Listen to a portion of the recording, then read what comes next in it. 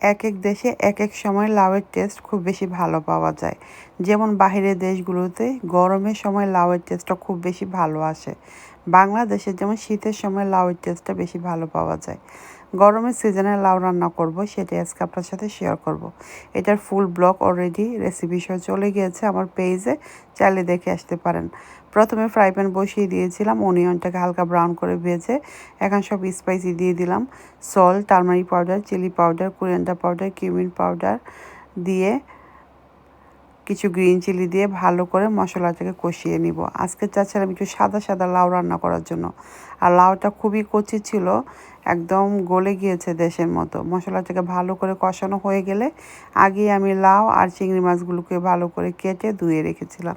এখন লাউ আর চিংড়িটা একসাথে দিয়ে দিব, কারণ দুটা হতেই খুব কম সময় লাগে। তারপরে এটাকে আমি একটু কষিয়ে নিব 5 to 7 মিনিট।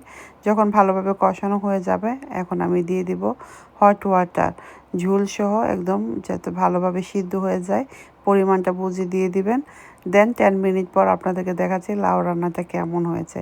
ধনিয়া পাতা দিয়ে নামিয়ে নেবেন, গরম গরম রাইসের সাথে সার্ভ করবেন, খেতে অনেক মজা। যে কোনো পিঠা, রুটি অথবা হোয়াইট রাইসের সাথে সার্ভ করতে পারেন। রেসিপিটি যদি ভালো লেগে থাকে পেজটাকে অবশ্যই ফলো দিয়ে আমার সাথেই থাকবেন। রেডি হয়ে গেল আমার চিংড়ি দিয়ে লাউ রান্নার রেসিপি। কেমন হয়েছে অবশ্যই কমেন্ট করে জানাবেন। Thank you for watching everybody, bye by.